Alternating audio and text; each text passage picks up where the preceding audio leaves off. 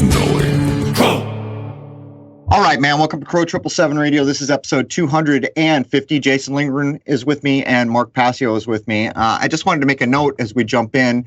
I did get my Sefer Bible finally. Ironically, one of Owen's crew was doing the shipping, recognized my name and hooked me up. So thank you for that. I hear a lot of people going both ways on this, and I'll ask a simple question. If you're going to bag on it or make comments for it, have you read it? I'm just going to ask because I got it. I read a lot. You're not burning through that in a week or a month. There's a lot there to go through. From my point of view, there's a lot of extra material. I got the lexicon with it. The beauty of the lexicon is it's another opportunity to get someone's take on what a name means or other words. So in my view, more information is good. Anyhow, welcome, Jason. Good morning. How goes it? It's a beautiful day here. How about you? It's fantastic here. It's starting to feel a little bit like fall, so we're not roasting anymore. I heard my hometown is on fire pretty bad in California, though. Yeah, lots of it is on fire, sociologically and physically. Unreal. When we were growing up, my wife and I in that area, you got a fire that mattered every 8-ish years, 10 years maybe. Now it's seasonal, so go figure. What's that about? Well, we could do several shows on that if you like. Yeah, well, we'll have Alana Freeland back at some point, and it will all relate. But we got anything, or should we jump in? Oh, let's do this. All right. Long time coming. Welcome, Mr. Mark Passio. Crow, thank you so much for inviting me on the show. Honor to be here. Cool. So I think we've kind of decided, well, let me lay down. You kind of reached out as I was thinking about doing an episode that I would have had to research a lot more because I can't pull it off the top. Well, I can pull some of it off the top of my head. It had to do with the trivium and the quadrivium. What we're seeing is a lot of parents pulling their young ones out of school because they're tired of the nonsense. We've mentioned what I don't even know if it's the right word. I call it a classical education. What I'm referring to, it was typically called the 7 liberal arts back in the 1800s. And don't get hung up. That word is now a political football. It did not mean then what it means now. For good reason. It's just more obscuring of the things that made us intelligent. And everybody knows where our school is going. In that, I wanted to get someone who's well-versed in these ideas and get them on because a lot of parents are interested in doing a better job educating their young ones. So where do you think is a good place to jump in, Mark? Well, I think a really good place is just let's look at what the trivium means from an etymological standpoint. I always like to break down the meaning of words by going to their etymology, their roots, where they came from in ancient languages, because that can help us to understand what the intention of the word really means. So the word trivium itself is derived from the ancient Latin. And the first part of it, tri, T-R-I, comes from tres tria in Latin, which means 3, the number 3. And then the second part, vium, comes from the Latin via, the noun via, which means a way, a path, a road, or a method. So when we put them together, trivium simply means the 3 ways, the 3 paths, the 3 roads, the 3 methods. It's a threefold discovery methodology. That's what it literally means out of its etymological roots. It is a threefold method. So what is the threefold method and what is it there to do? I think that's a good place to really start, just breaking down what it actually is and means. The threefold method of the trivium is truth discovery methodology. It's really an ancient form of, in the modern day, what we refer to as the scientific methodology. And the 3 steps are, classically, they were known as grammar, logic, and rhetoric. Now, that's, as you said before, the classical liberal arts education methodology. And again, we're not using that term liberal in the political sense that it is used in today. This just means something that is based in knowledge that will get you to a place of freedom. Because in ancient Latin, as I've said many times, the word liber, which is where the word liberal comes from, actually meant 2 things. It meant book in Latin, meaning knowledge, and it meant free in Latin. So the word in Latin, liber, actually meant both book and free. That is how tied together in the ancient world knowledge was to freedom. If we saw it like that today, we might not be in the mess that we're in as a whole culture, as a whole society, as a whole species. If we saw the incredible importance and inextricable tie to knowledge that freedom truly has, that literally our ancient predecessors actually used the same word to represent books and freedom. And this is what the usage of the trivium will get us to if we use it correctly. It will actually take us to out of enslavement, out of darkness, and toward light and toward freedom. Because the word education, again, we just stick with this breaking down of words and looking at where they came from. Education literally means, it comes from the Latin educere, which means to lead out from. To lead out from, okay? To pull one out of something.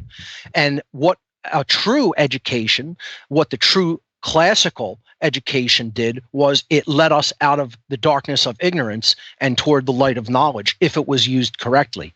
So, I guess that's a good place to start, is just looking at the power of the meaning of words, what the word trivium actually means, and then, what it is used to do, because we've fallen away from this methodology in so-called modern education. It's not employed anymore in the school system. And there's a reason for that. They don't want the slaves of the world today having access to a freeing methodology when it comes to really analyzing and understanding information that is all around us and coming to an accurate and correct conclusion of it, especially regarding concepts like authority, like our rights, like what the state of human freedom should actually be in the world versus where it is at. They don't want the average member of the population who is ill-educated, who is indoctrinated, not educated, to be able to come to correct conclusions about philosophical matters like that, because they want to maintain a power differential over people. They want to maintain their control, and they maintain that control, the power differential that they have, by maintaining a knowledge differential. This is what I have always said throughout my work over the years is their main tactical advantage. The occultists that really run the show in this world, and that is who really does it. It's not bankers, it's not politicians, it's not even what we would classically refer to as the deep state or the shadow government, or what anybody else wants to call it, who really sits enthroned behind the corridors of ostensible power, the seen level of power of the politicians, bankers, etc., is a priest class. It's a class of occultists who I refer to as dark occultists. And they have knowledge that they have kept to themselves over the generations of time. And they do that in order to maintain a power differential over other people. That is their main modus operandi of operating. This occult priest class has knowledge about not only how every aspect of the human mind works, every aspect of psychology works from an ancient perspective, but they know about how the real laws of nature work, mainly when it comes to the moral laws of nature, not just the laws that govern physical dynamics in creation, but the laws that actually govern behavioral consequence, what we might call karmic law or moral law, what I refer to and many other philosophers and researchers have referred to as natural law. These occultists know how that works as well. And you can come to the conclusions about these things using the trivium, actually employing the trivium, or what I would just call the ancient scientific methodology that has been around in the human consciousness for probably tens of thousands of years. If we employ this, we are really using the true scientific method as far as I'm concerned. And if you compare the two, if you compare the trivium and the modern scientific method, they're really pretty much identical. Well, there's a couple points to be made here just to let people know how far we've fallen from just the 1800s. And it's provable. The differential you're talking about in knowledge, almost everything that goes on in our world is about your mind. what you can be convinced to believe in. And I would point out what Mark's about to cover here. He mentioned rhetoric and grammar. If we went to Tibet before China knocked it over, every one of those places was teaching argument and rhetoric. And the reason is because it is a fire that burns out the falsehood. Everybody argues everything until what is true comes to the top. And they have methods to discover what should be accepted and what should not be accepted. And that is a wolf's cry away from what we get now. Because what we get now is read this, memorize this, regurgitate this. And by the way, don't question this because we just called it science. So as we get in here, it's not just the Western world or, what we can track back to Rome. Even in the Asiatic cultures, there were equal versions of what we're about to talk to. And basically, before you jump in and start going through this, Mark, I would define this as a way to get to your higher mind, as a way to acquire the tools that for most intents and purposes, you are not easily foolable anymore. That's exactly right. And being able to have that debate, that questioning, and that back and forth is part of civil discourse. It's like today, people don't even want to have a conversation about it. They're like indoctrinated members of a cult that are just repeating the cult beliefs that are handed down to them. And they don't even want to have a fleshing out of evidence and, of information. So that's why the trivium, to have it in hand, is so important, especially in our modern world. And, just before we even get into breaking down the three steps of the trivium, you have to know that the entirety of this process is really a threefold process that involves the trivium, the quadrivium, and then the usage of the human five senses. That's the ultimate threefold path of this methodology of truth discovery that we're about to talk about, with the trivium being a basic building block in that, you could say, that trinity of tools. And we can get a little bit into the quadrivium later as well. Let's lay down something real quick. I wanted to do this up front. I'm sorry for interrupting. For those parents out there, you can get a hold of the quadrivium and the trivium just by doing a search for the names, but they're within a series of books these days called the wooden books, like wood from a tree, the wooden book series. There's all these smaller books, but for the most part, most of the smaller books are excerpts from one or the other, the quadrivium or the trivium. If you're going to start, probably start with one of those two. Mark and I talked a little bit before we went on, and I said to Mark, I feel like they're kind of abridged from what used to be available. And Mark agreed with me, but nonetheless, just so you know where you can get a start if this is the direction you choose to go. And by the way, grammar and rhetoric can be found in the trivium. What's the third one in the trivium, Mark? Grammar, logic, and rhetoric. There it is. And that's a critical one. That's what we don't get. Well, we get a little bit of grammar. But anyhow, sorry for interrupting. Go ahead. Well, rhetoric has even been turned into almost a negative connotation in this day and age. They've perverted everything, but anyway. You're right. Because when you hear the talking heads on CNN or Fox, you're being told that that's rhetoric. That is the misuse of rhetoric. That's right. Exactly. Because rhetoric, the third stage, is taking action based on what you've come to understand.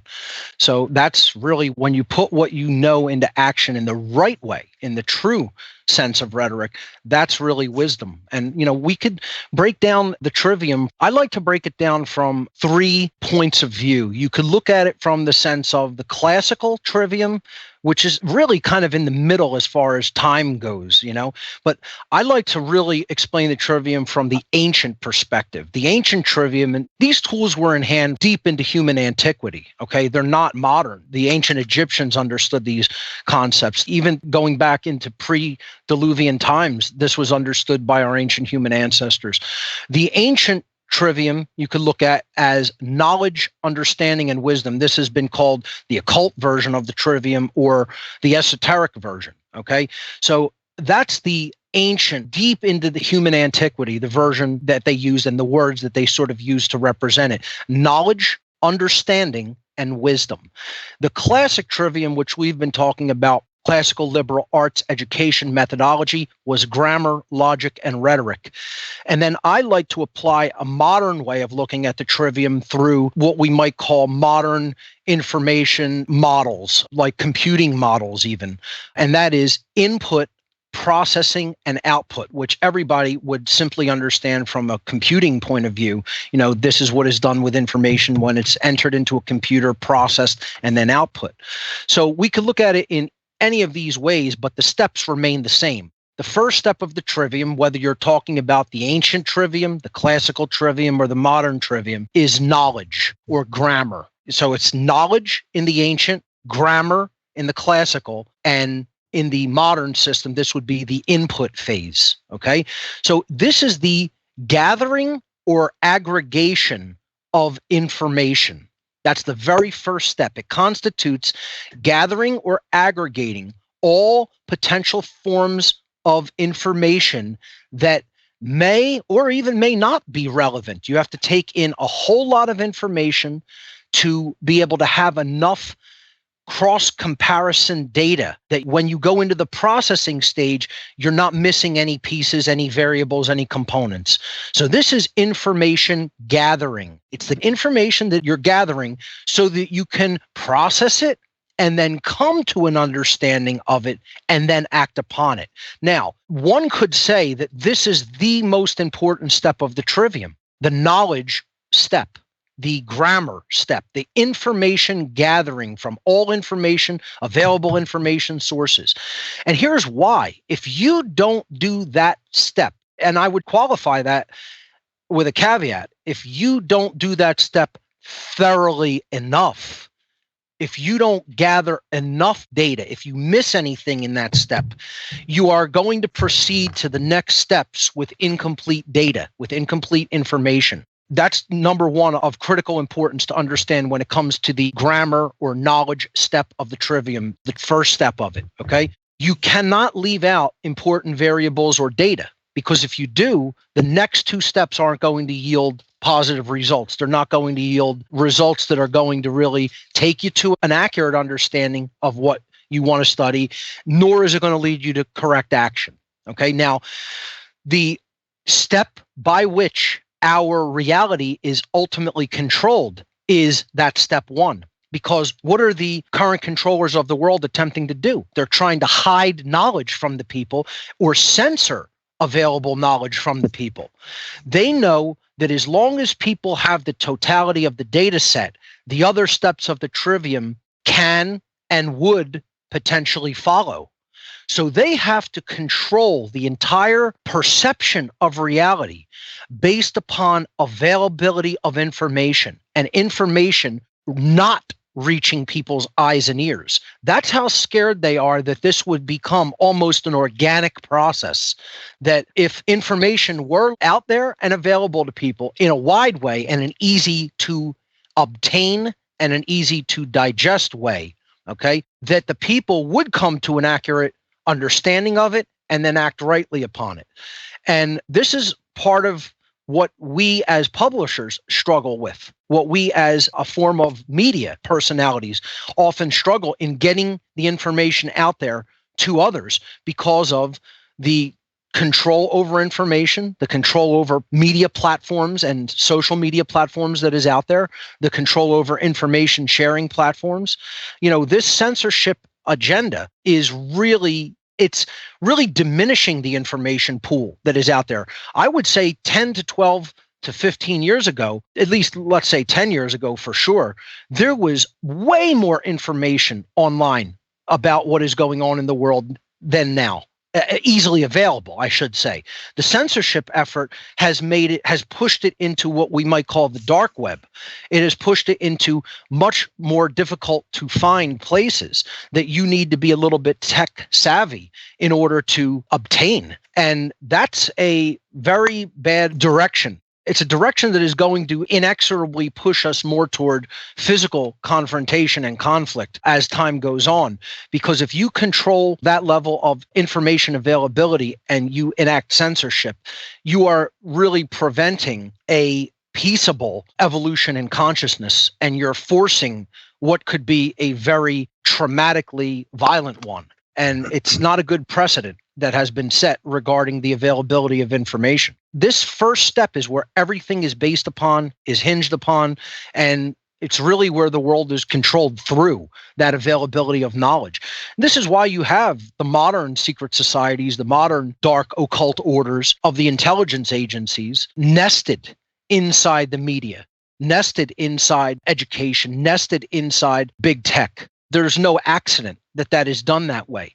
Those are the modern dark occult orders or secret societies. The societies like the Rosicrucians, the Freemasons, etc., they still play their role in this, of course. But if you want to get to the real modern dark occult secret societies in our world, you need to look no further than the intelligence agencies of any government. The CIA, the NSA, DNI, the Department of Naval Intelligence, NRO, the National Reconnaissance Office, and the list goes on and on and on with the alphabet agencies.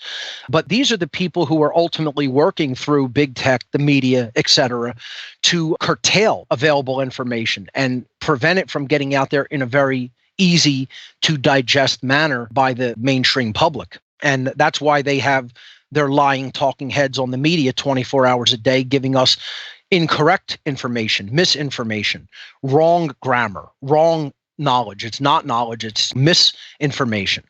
And that clouds the waters when it comes to even gathering what's out there. It adds noise to the signal, you might say. It makes it like looking for good information or good knowledge, like looking for a needle in a haystack often. And this is part of what I try to teach people, especially when it comes to teaching modern information technology methods. In order to gather the knowledge correctly, you really have to employ some modern computing skills and techniques in order to go onto places of the internet that exist, but most people don't even know exist.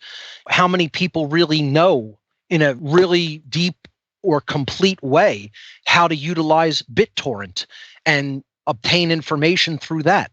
How many people know very unknown ways of downloading books online, digital books? I mean, they'll go on Amazon and buy a physical book, but that'll only get you so far with how much you could obtain unless you're very rich, especially with rare books, which are often out of print and would be a lot to purchase physically. How many people know how to download EPUB and PDF documents from book information pools, or where those places on the internet even are? People don't even know how to go about doing that or build a digital library on their computer of ebooks. How many people would know other ways of downloading videos through secondary video sharing websites like BitChute or Library? Most people only know how to type in to a Google search engine or hit the video tab on Google and look through some YouTube videos, or go to YouTube and use their search engine. By design, I might add. Yeah, exactly. They're taking that knowledge down from that pool of information. They don't want that in there because they only want the information that's going to support, or the worldview, you could say. It's misinformation. They only want the data that essentially supports their worldview and their narrative. So you have to go to alternative sources for knowledge these days. And most people don't even know or understand at all the process of doing that. It's part of what I'm currently teaching in my seminar, How to Become the True Media, the online webinar. And it's something that more people have to really understand how to do. Eclectic information gathering is just what I refer to it as. How do you really truly search the web and the dark web in a climate of internet big tech censorship? This takes a little bit of alternative skill sets when it comes to computing that most people right now do not possess. They do not know, especially the older generations, unfortunately. They really haven't made total friends with this technology that we refer to as the internet and modern computing. And then you could even say the younger generations have been sort of duped into just accepting that phones and tablets are where it's at, and that's all you need. A lot of people don't even have powerful computers anymore. Powerful desktop systems and powerful laptops were almost pushed away from people and phased out. They want people on these devices that have limited creative capabilities that make interfacing with the device more difficult than with a computer that you can interface with a large keyboard and a mouse. And they want people locked in lockstep with digital mobile platforms like iOS, Android, etc., on a very small screen. This is killing computing. This is killing what could be good information gathering. Now there's the watch, right? So they've gone from exactly what you said. Now they're pushing the iWatch, which is even smaller. But I want to make a point here to pull back around to the trivium, where you're pointing out that it's knowledge and it's grammar, depending on what period of time, it means the same thing. And it is the foundation. People in this era could understand what you've said in this way. When we got into the computer age, I forget who said it, it's almost like a law. I don't know what it's called. I've forgotten. But good data in, good data out. Bad data in, bad data out. That's from the computer age. And this is exactly the principle which Mark is hitting on here. Back in the day, in the 1800s, there was maybe a little more obvious stratification. You could tell by the clothes, you could tell by a lot of things in a society about the stratification. Where were you in that society? But one of the big things was education. So back then, when these tools were available to allow people to reach for the higher mind, what you actually were saying is, well, this person already speaks Latin and Greek. They came from this family and they have open access. So there was a whole subsection of society that spoke one language barely, and they had very limited knowledge beyond that. So as we moved up into the computing age, now everyone pretty much, for the most part, can get access to a computer. So you can see what's going on here. But Mark, if we're going to pull it around, and we've kind of touched on the grammar, let's try to define out the remaining parts of the trivium, because after all, learning how to use computers, but what we're pointing out here is these books exist right now. And this is the older way. And who knows, maybe there's a period of time in the future where it's hard to get these books, but this is a path you can employ now, whether you're savvy with tech or whether you're not. These are the remnants of this kind of higher-minded tool that was, as Mark pointed out, time immemorial. Who knows how far it went back? And not just in the West, all over the Asiatic cultures, all over the world, the ideas of rhetoric and grammar and ways to take information, apply the fire, burn away the parts you don't want, and keep that little valuable nugget that you have the tools to find, which we've lost, haven't we? When we go online, someone's ready to jump into gray aliens or rectally probing someone. Well, there's bad information in. Every word out of your mouth based on that information is going to be bad information out. And we've also come to a time when there's really no evidence. It's almost like we've been taught, well, should I believe this? Okay, I'll just believe this. Okay, now this is what I believe. And so go ahead, Mark, get back into it, because these are the tools that prevent that kind of random believing in stuff. That's right. I like how you put it, that the trivium is really the methodology to lead us to our higher mind, our higher selves. That's exactly true. Right. And this is what the modern indoctrination system is preventing, by giving us bad information. Again, if we act upon that, if we take that in and then we act upon it, it's going to be bad output in the world through human behavior. That's what we're ultimately getting to, is how our whole society, how we build our entire world society as a species, is through available information, whether we understand it, whether we've come to an accurate decision-making processes, and then what we do, our behavior. So the input stage, the grammar or knowledge stage, is you're gathering the data from an eclectic array of sources and you're not prejudging it. You're just taking in the data at that point. So this data is going to answer some major questions in the truth discovery process. It's the who, what, when, and where stage, the raw data, okay? Now, when we get to the second step, which in the ancient trivium, this was understanding. So we have the knowledge now. We have enough information and variables. We've gathered it in eclectically, okay? We've aggregated it all in one place, and we're going to start performing processing on that data. We're going to start performing data transforms on it. This is the logic stage, classically in the trivium. In the ancient, it was understanding. In the classic, it's logic. In the modern stage, this is the information processing stage. Okay?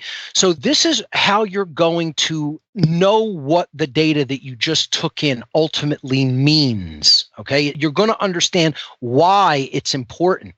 This answers the question, why, this step.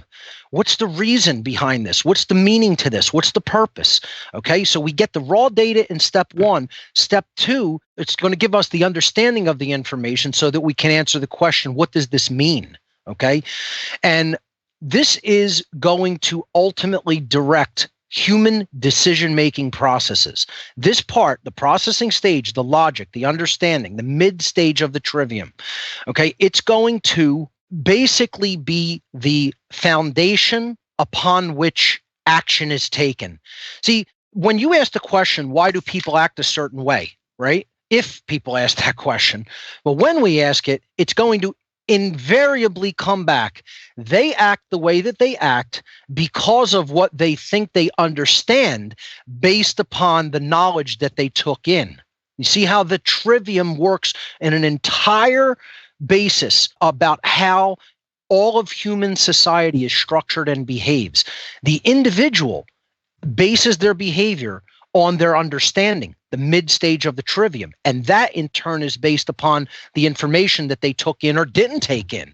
Whether they have knowledge or they're ignorant, whether they have understanding in the second stage of the trivium, or whether they're totally confused. They don't know what it means. Okay, so this processing stage, this understanding or logical stage of the trivium, this is where you're weeding out all logical inconsistencies from your data set. Okay, it's actually itself comprised of 3 sub-steps, okay, sub-processes. Okay, so the sub-processes of the logic step of the trivium, the second or middle stage, this processing step, are filtration, correlation, and analysis. Those are the 3 sub-steps of part 2 of the trivium. And this is where we utilize the quadrivium, which is really the data analysis tool set, you could say. It is the quantification tool set of the trivium, and that's a 4-part phase. But this is used in the processing phase of the trivium, the processing step, which has these 3 basic sub-steps. Filtration of data. You're filtering it. You're weeding out inconsistencies in the data set. You're correlating it. You're looking at how all the different pictures of the puzzle pieces fit together. And then you're analyzing it. You're ultimately asking, what is the reason, meaning, or purpose behind this aspect of data, okay, or this knowledge? And once we do that, it's not just the observation step. This is like the refining of hypotheses step. This is getting to the point where you're coming to an understanding of what all the information that you gathered in the observation step of the scientific method, what those sets of data mean, okay, and how they all fit together.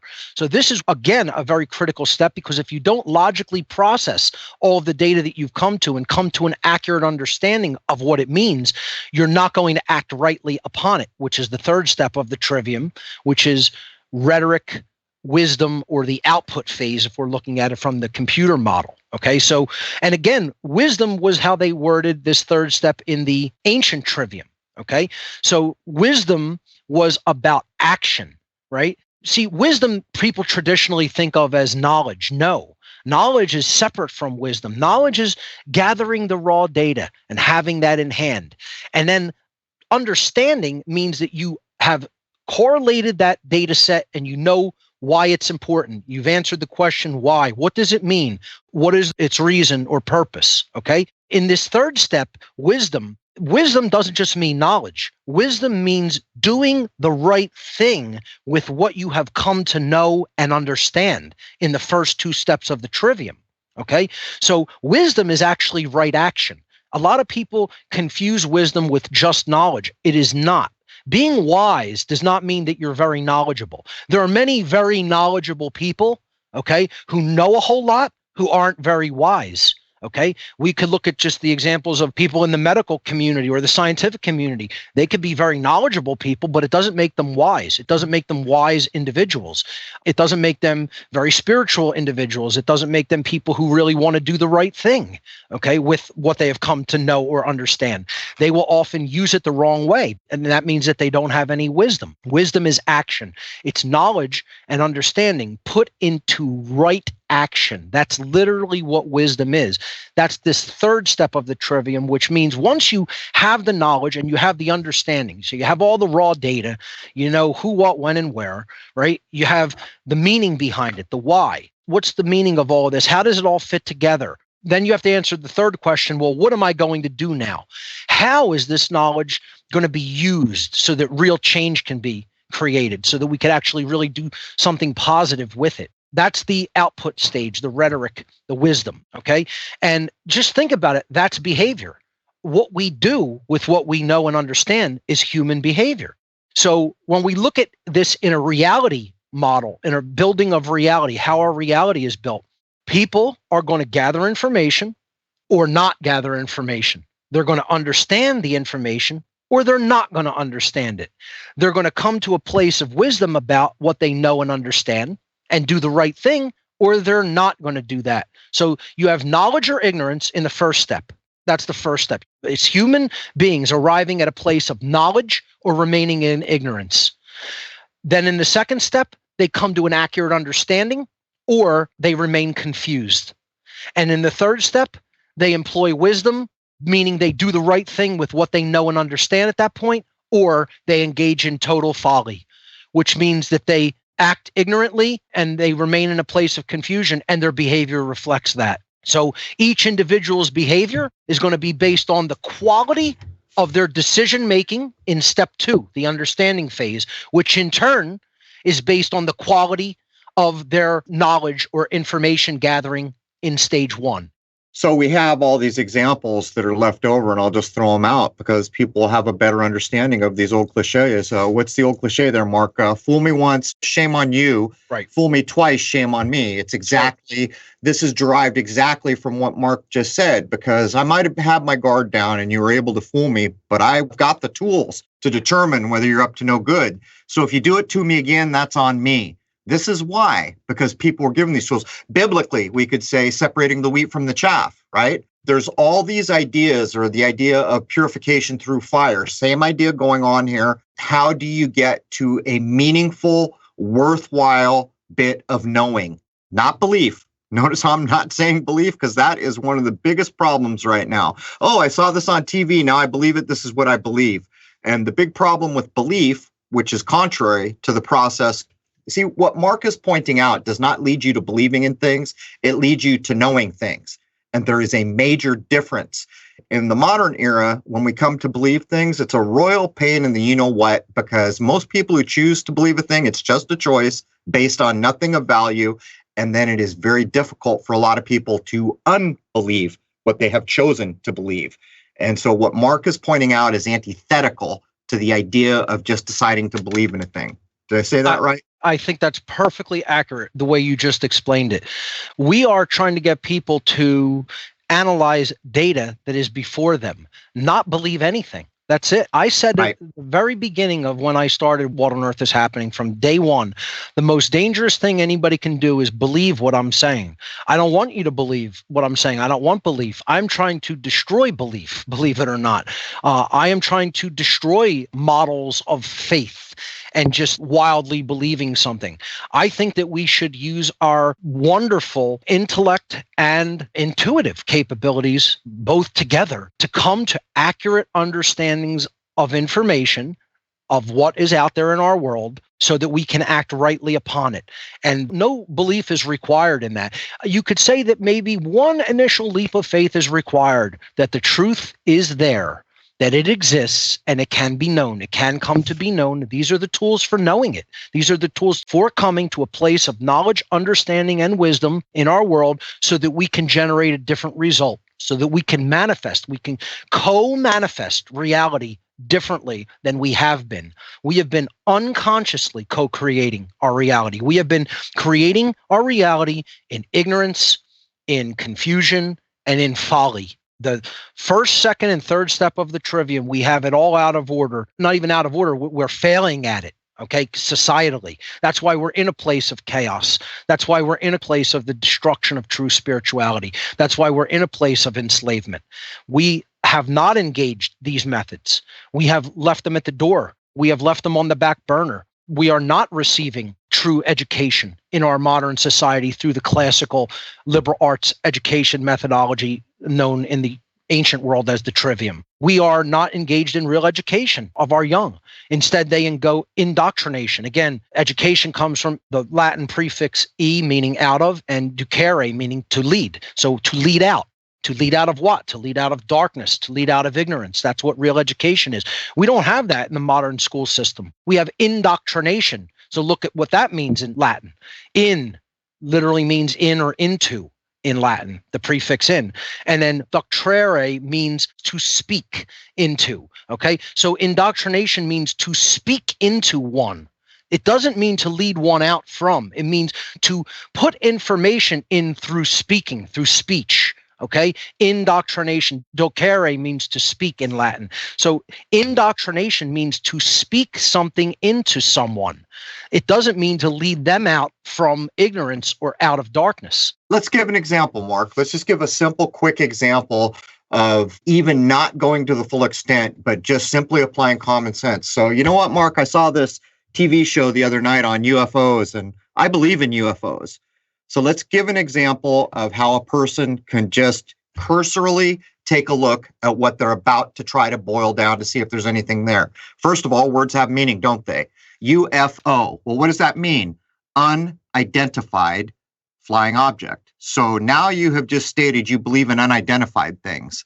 At the very surface, barely scratched anything, a person who has brought just the tiniest bit of logic already has a good idea that this thing I'm looking at, maybe I shouldn't be believing in it. What would you add to that example, Mark, if you were just cursorily looking to try to find a good path? I believe in UFOs. Mark, what do you think about that? I mean, I would say that there's nothing to believe in. If it's an unidentified object in our airspace, that is all that it is. It's something that is in the airspace that we don't know what it is.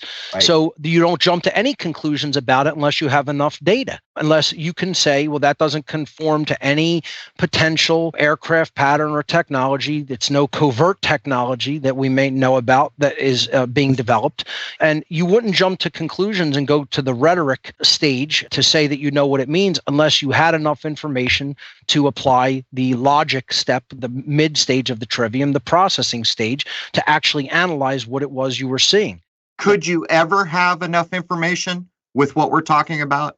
Or is it set up from the get-go to never provide enough information to make a logical deduction at some point? Yeah, I think you could, but that's the problem, is that these things are classified, that we are not given the information that is gathered. You know, we don't have the type of equipment to study and analyze what is being seen as the military does, and more likely than not already has done if it isn't theirs. You know, so that's the whole point, is the priest class holds this knowledge back, and they hold it back because they want to maintain their power differential. If people if just following this example of the UFO possibly being some type of non-terrestrial technology, well, it certainly isn't running on carbon-based fuels like gasoline. It's not something that we're going to use a combustion engine in. And that's why they may want to hide what it is or what it comes from. Is certainly going to get people asking questions. And so what do? They compartmentalize it, they put it into special access projects, and they hide that information from people so that we cannot process it and come to an accurate understanding of it. And this is the priest class that I'm talking about. They will take information that is potentially transformative or even freeing of humanity, and they will hide it. They will occult it so that the knowledge cannot even reach people's eyes and ears. They will occult it or even censor it. And then once that step of the trivium is made impossible, once you cannot actually eclectically gather information from a wide variety of sources and look at all of the analysis of the data, you can't perform the analysis on the data because you don't even have the data. You are completely stymied right there. It is impossibility for anyone to move forward in analyzing any aspect of that particular data set. And that's why this priest class is an occult priest class. That's why they believe in the occultation of knowledge, the hiding of knowledge, the sequestering of knowledge behind sort of a knowledge firewall. That's why the intelligence agencies have access to knowledge that the rest of humanity is not allowed to access. They cannot have that. The military does that. Anybody who wants to maintain power over others knows that the first step of the trivium is power. Knowledge is power. Really what it is knowledge is the possibility for power, because a knowledge differential creates a power differential. That's why they have to keep that information hidden, secret, or occulted. And we have really let them do that. We have said, oh, we're going to let them set this up in the interest of national security. We're going to let them set this up in the interest of our protection and defense. But it's all an abdication of personal responsibility. You let people set up information sequestering through intelligence agencies, through like the National Security Act of 1947 and the subsequent building of the military-industrial security complex. You're invariably going to lose freedom because they're going to start sequestering knowledge away from the public, potential transformative technologies, potential healing technologies. I mean, look at what they did with people like Royal Raymond Rife, who was curing cancer, every conceivable form of cancer. And then the American Medical Association comes along and shuts him down at the behest of the Rockefeller Foundation and their medical protocols. And ultimately, this is because the real occult ruling priest class doesn't want people knowledgeable. It doesn't want them healthy. It doesn't want them having access to any advanced technologies. Slaves don't get access to that stuff. I tell an anecdotal story that I read in the classical Latin when I was in high school in Gaius Julius Caesar's war journals. He's going on a tour of Gaul, of some of his troops that are stationed in Gaul, what was then France, as the Roman Empire is trying to push northward and conquer France, what is now France, which was then Gaul. And his centurions are in an encampment in the Gallic region.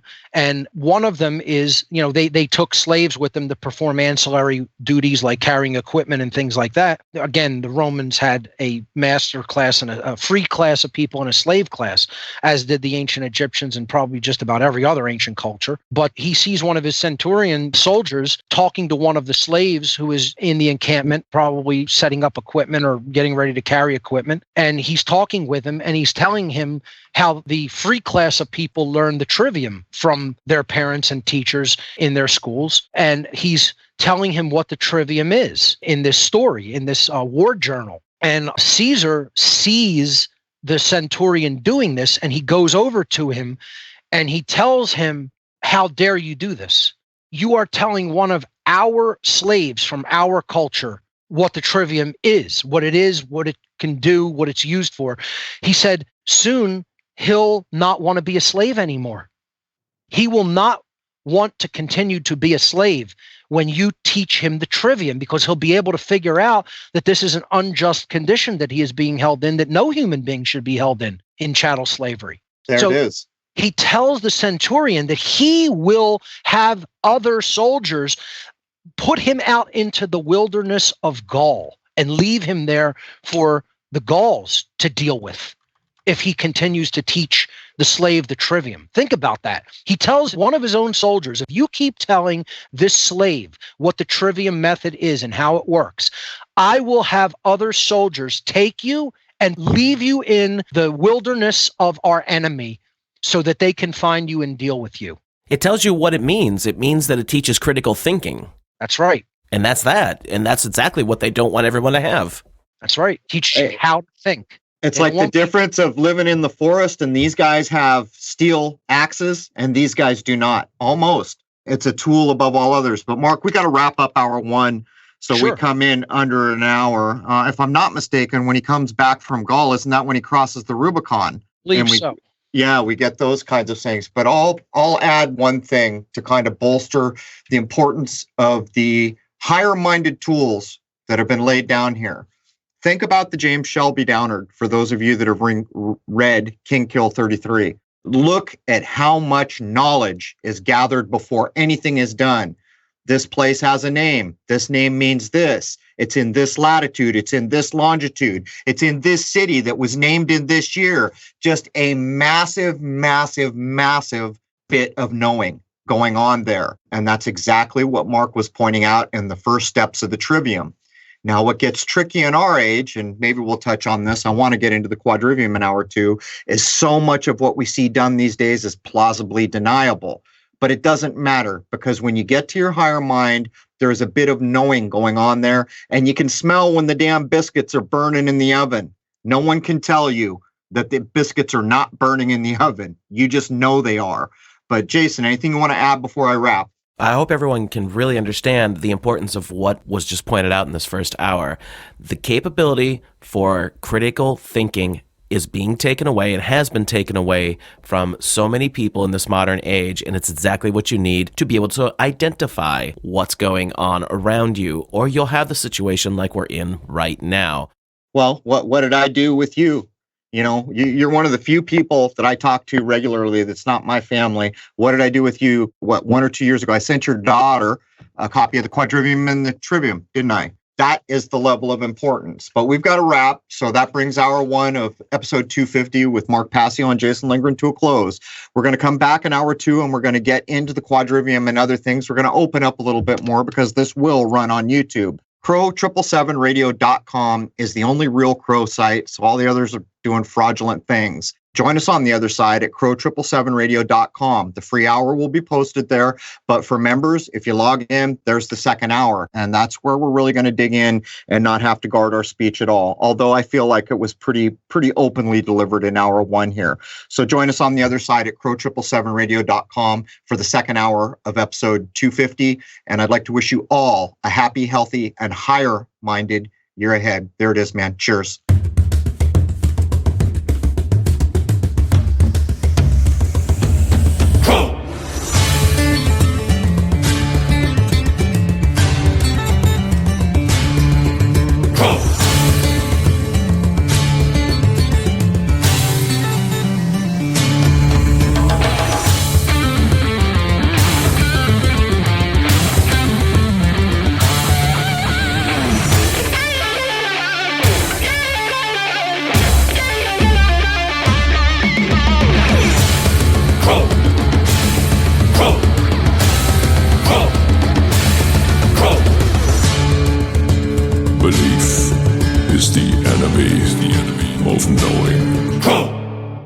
All right, man. Welcome back to Crrow777 Radio. This is hour two of episode 250. Jason Lindgren is back with me and Mark Passio. We're going to start to shift into the second also important text, which we can still get copies, although they might be a bit abridged. It doesn't matter, because when a human mind gets to a level of knowing and then sets out to know a thing, it's almost like this magical, not yellow brick road formed itself in front of you. People always ask me, what books should I read? And I always feel so kind of like I shouldn't be doing that. So I offer books here and there. But the point is the human mind searching will find a path that suits that mind most times.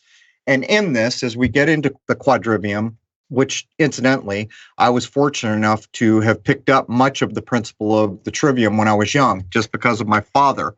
But the quadrivium begins to show things about the world that are provably true. We've been convinced that there's all these laws of nature and all these other things that obfuscate the true workings of this place.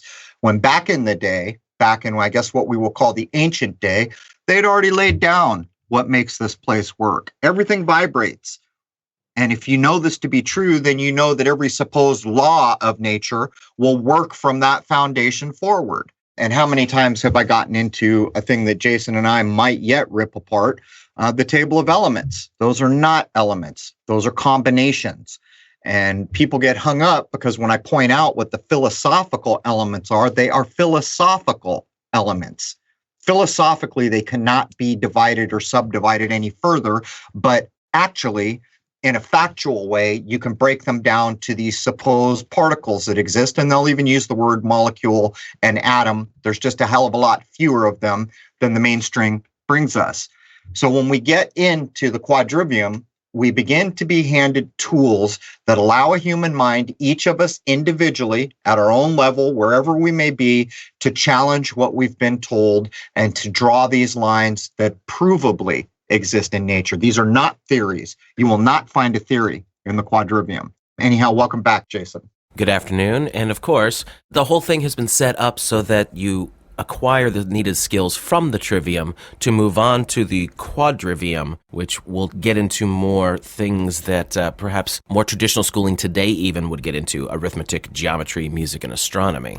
By the way, in the wooden books, if you go to woodenbooks.com or wherever, you're going to see all these smaller books. Most of those, not all of them, but most of those are subsets out of the quadrivium or the trivium. And they typically tell you, but if you're going to go order books, those smaller, and they're tiny, by the way. If you're my age, good luck reading those without glasses, because they are tiny little books. The quadrivium and the trivium, not so. But when you get to the part about the harmonograph, this is case in point. How many young minds in the United States were shown that when a human voice speaks or when a violin plays, that there is a pattern that you can see with your eyes all of a sudden that is being made from every vocalization, every note of music, every sound made in this world. And when you get over into cymatics, what you are being shown is proof of what I just said. This is how form is created, period. That is how form is created. Look around. Everything you see that you think is real, this illusion of the 3D materiality, It's all form, and all of it was created based on the representation that things like the harmonograph and cymatics showed you how they were done. It's just that it's been lied about.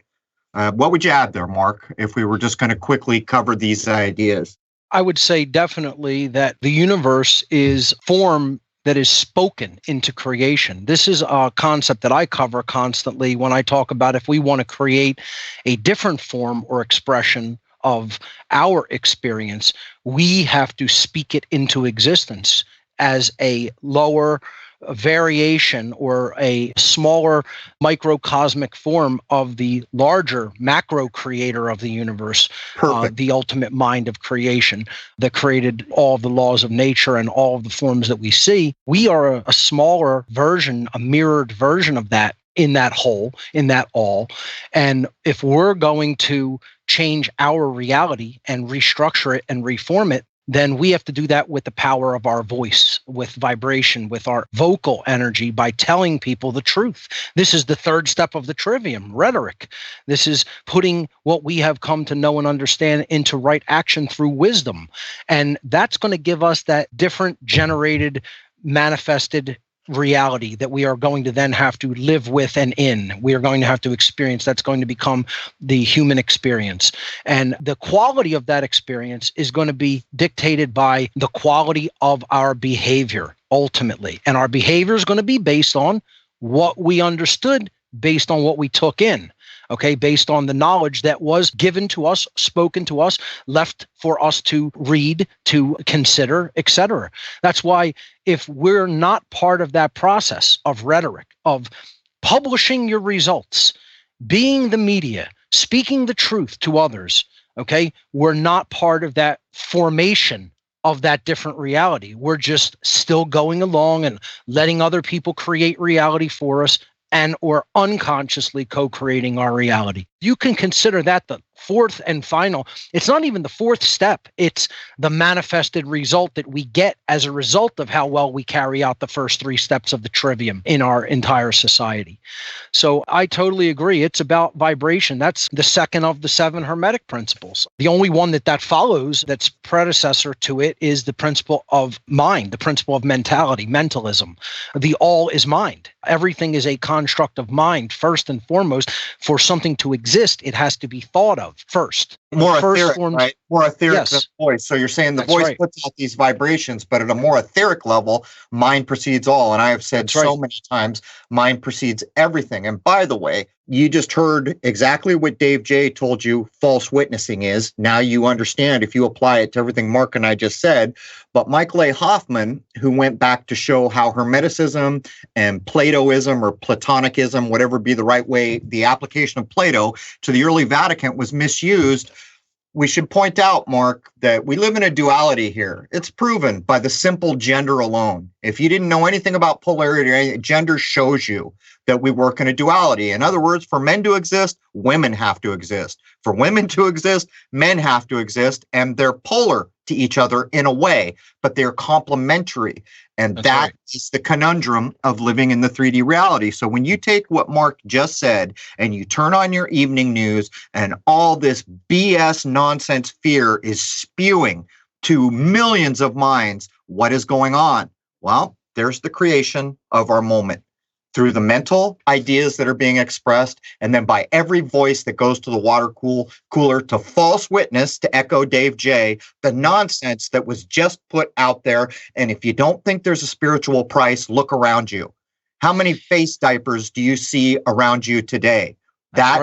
These are the harvest. This is the harvest of the seeds we have all chosen to plant. But I'm going to kick it back over to you. Where do you want to start? I jumped forward straight to the harmonograph. Yeah, as a brief addendum to what you just said there regarding the media and regarding how far the lie goes, I think it was Mark Twain who said, the lie goes halfway around the world before the truth even puts its pants on, you know?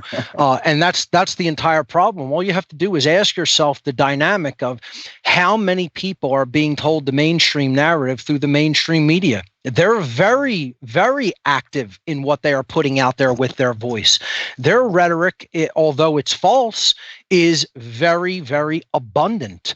But if you look at how many people are really contradicting that narrative by speaking the truth, it's paltry by comparison. Now, not to say that no one's doing it, there are many, but it's certainly not enough to counteract the tremendous lie machine of mainstream media that is put out there by what I refer to as the dark occult priest class that really runs the show here. They are showing us that through their false witnessing, their false rhetoric, and how powerful it is as far as how many people they pay and get to do it, that they can really make people behave, the bulk of people anyway, behave in any way that they so choose. And that's the power of sorcery. That's the power of a dark magician, this priest class that I refer to.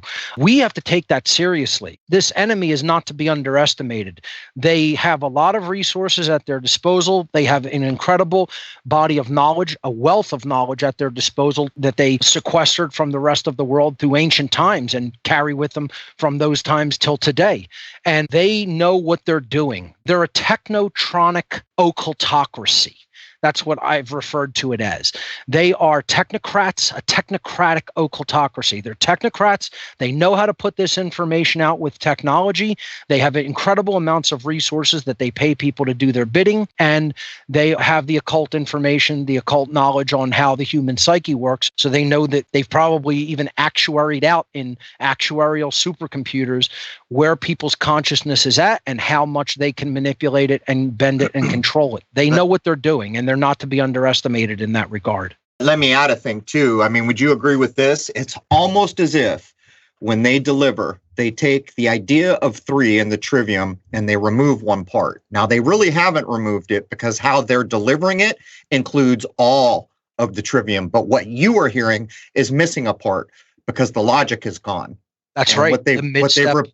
Right. They replaced it with belief, believe it or not. So when you hear it, you're getting all of the trivium except logic, and they've replaced logic in your mind with belief from a lifetime of being indoctrinated. And that is an important thing to understand because you can undo that.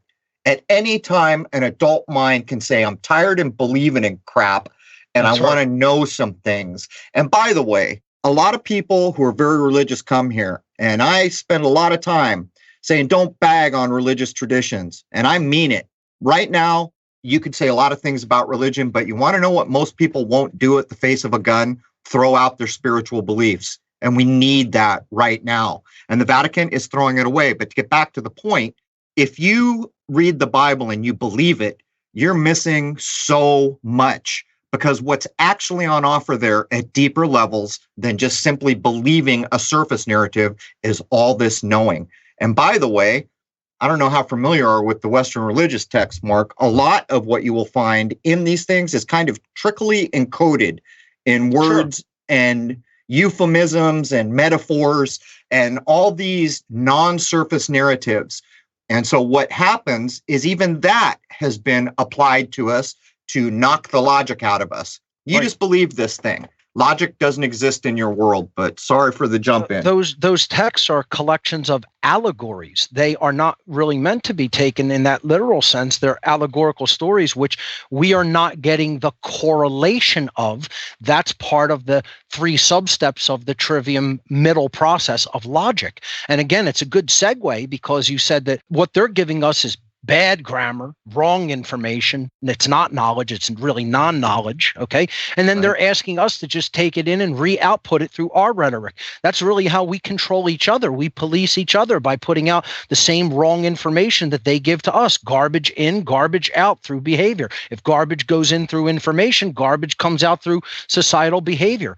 And it's because of that all-important missing logic step in the trivium process, which enables us to understand the reason, meaning, or purpose of seeming non-connected world events through filtrating out the lies and disinformation and things that don't make sense and aren't logically on the same page. Okay, they don't logically correlate. And then the correlation of all the different pieces of information to understand how they fit together, and then analyzing that to ultimately recognize its meaning and purpose. And the tool set that is used there in that 3-step middle process of processing, understanding, logic, however you want to refer to it, is the quadrivium. So this is a good segue to get into these quantification tools. The quadrivium is the quantification tool set that is largely used. It's not just used in the middle step, but it's largely used in this middle step of logic in the trivium process of grammar, logic, and rhetoric.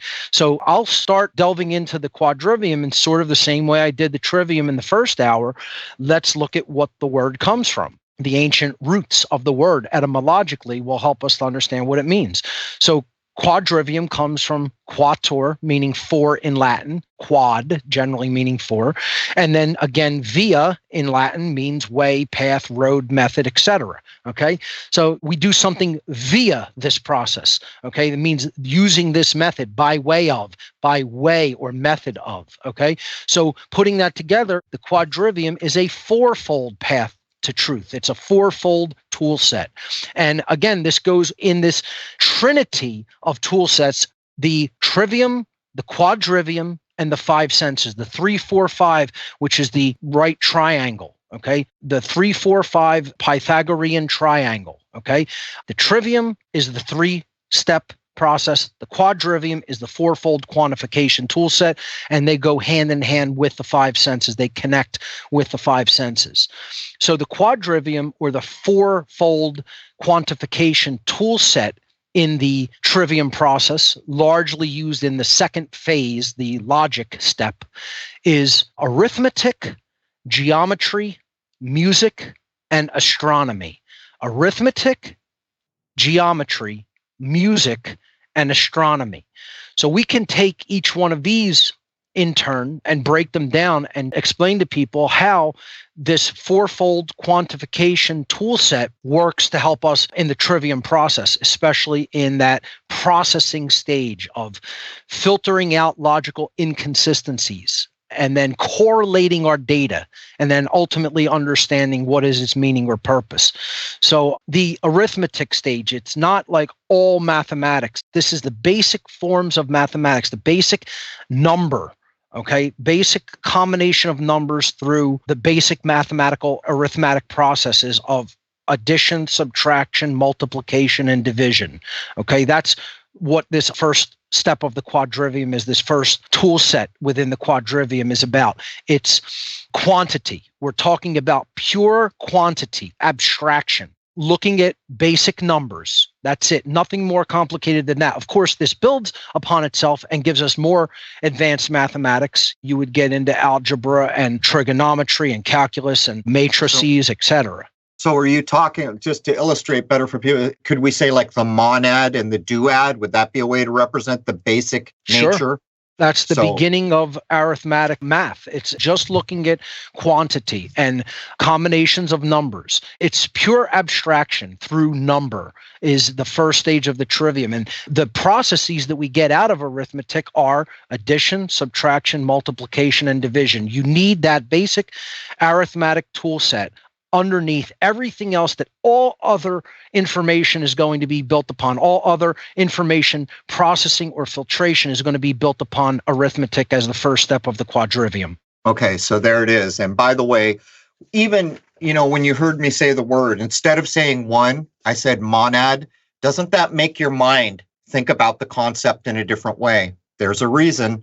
There is a reason. These words have meaning, and even the most basic manner in which they were delivered to a waiting human mind is carefully used by the priest class that's being referred to as the controllers. They've done real life studies, they have computers to crunch it, and they know how to get to the idiocracy. And basically the whole point of what Mark and I and Jason are laying down here is that we really would prefer to see a world that is not an idiocracy, and yet we are headed wholesale towards that idiocracy.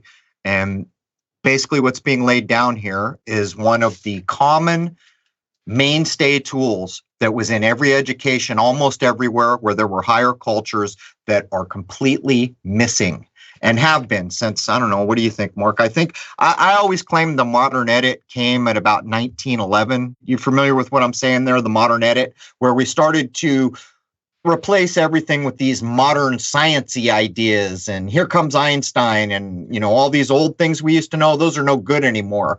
Right around 1911. So by the end of the 1800s, as we came into the 1900s, information was being soundly scrubbed towards the idiocracy we're currently headed towards. Yeah, I would say the removal of the trivium probably started back even before that, but it definitely went into full swing around the turn of the 20th century, because that's when you started to have the Prussian education model being taught in Eastern Europe and into Russia. And that gave us the outcome-based education model of the Soviet system, which then the modern Western education system is really patterned on that outcome-based model. And a lot of that came out of think tanks like the Frankfurt School, the plan of Antonio Gramsci to bring communism, to complete what was started during the Bolshevik Revolution, to bring communism to other countries through stealth, through infiltration of the educational system. What Gramsci himself, who was a high-level ranking member at the Frankfurt School think tank, what he referred to as the long march through the institutions. He felt that you had to conquer nations culturally instead of militarily, because military conquest would be an overt method of conquest, which would be easily recognized and fought against. But ideological subversion and infiltration would be permanent, because you would get your very victims to think the way you want them to through changing their culture and changing their education systems. And that's really what we have going on today. We have the Gramsci plan in full swing and in full action, because the people who are really the enemies of freedom and who are totalitarian authoritarians have really taken over culturally. They have the cultural narrative in hand. They have the mainstream media. They have the educational systems, so-called educational systems in hand, and they have removed this tool set, both the trivium and quadrivium. I would say really starting probably more in the late 1700s, early 1800s, it was really starting to be removed already. And I think that went into full swing after the turn of the 20th century for sure. So we should point out, we've done episodes. Jason did an outline for the kind of education that you were laying down there, but the Frankfurt School you might think of as a precursor to Tavistock for those who are thinking about it. Jason, you want to get a crowbar in here? Yeah, I think Mark's right, though. They probably started way back then. I mean, look how they whittled away. But some semblance of common sense lasted all the way up until probably about the early 1900s, getting into the time where you call it the modern edit, around, what would we say, 20s, 30s-ish. That's when you really start seeing things being chopped away, mostly because people were really becoming pulled away from their agrarian roots and herded into cities. And the more you're herded into cities, the more control you have over them, because people don't need to think for themselves anymore and take care of business for themselves, right? It's replacing the creation with the synthetic, which the computer age is a just crazy version of people moving from where they go out to what I call the creation, nature, no lie, perfect in its delivery. They're living, they're making a living, they're understanding the creation or nature at some level, and they come to the city, and then syntheticisms set in. But it doesn't matter where you live anymore. Well, that's not true. To have a connection to nature is always important, but we are being quickly herded towards digital currency, which will be the wholesale loss of any vestige of freedom as far as commerce, buying and selling. That one thing alone, cryptocurrency, could be taken as the mark of the beast idea that people like to talk about, where you can't buy or sell unless you have the mark. We're headed there. That's digital currency. The day we get that crypto, the digital dollar, we have lost more freedom at that moment than any other time that I am aware of in the history of human beings. But to set all that aside, basically, I don't know if you agree with me here, Mark, but I would almost describe the quadrivium as provable in nature, where you can find no lie. Without a doubt. I mean, it is, again, it's a quantification tool set that's sort of built into nature. As you'll see with all of the steps of the quadrivium, with all of the methods of the quadrivium, I guess you could say, it is all based upon natural processes. There is nothing that is something that is subjective. It is all things that are based in number, form, and vibration. Number, form, and vibration. Is what it is, right? It doesn't matter whether you believe it or you don't. It is literally what it is. Who can argue with number, form, and vibration? This exists all around us in everything. It is everything that is around us. It is us. It's what we're made of. Right.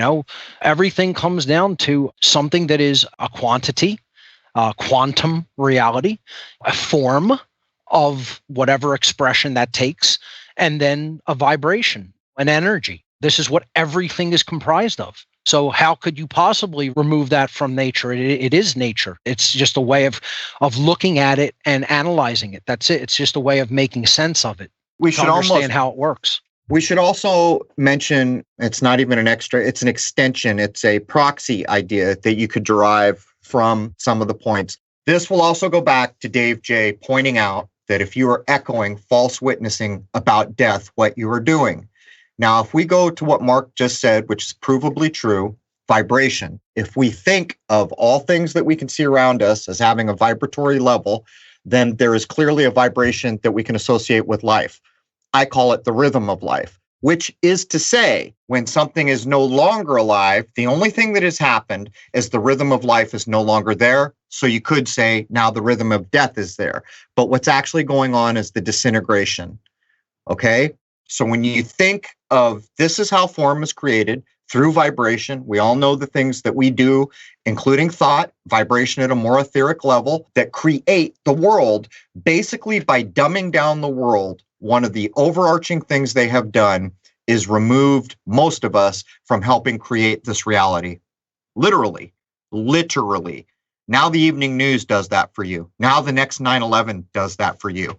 And that foundation of reality is built on fear and lies. Now, when you put the death equation in it, how often have you heard me say this is a death-based system?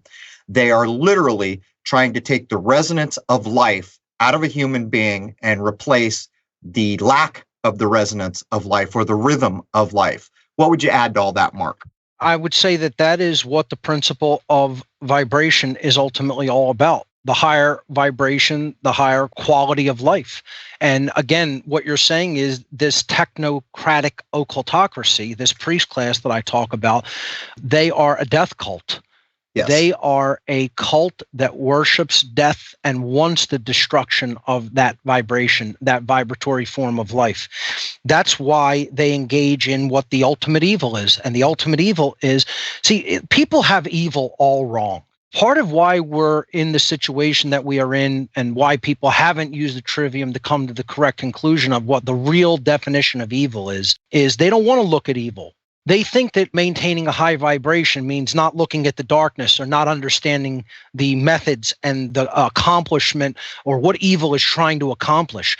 People make a big mistake in not doing that. Because if you understand what evil is, then you understand what the goal and purpose of anything that is good, anything that is true, anything that is based upon true spirituality is to do. Because knowing the opposite of something, that's about the principle of polarity. We can know what something is not.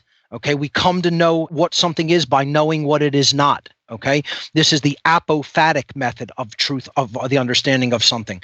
Okay, the understanding of truth through apophasis. Okay, the process of breaking down something about what it is not. This is not this. This is not this. It is not that. And then what remains is what is true. That's the apophatic inquiry method. Okay, if we understand evil as the destruction of freedom.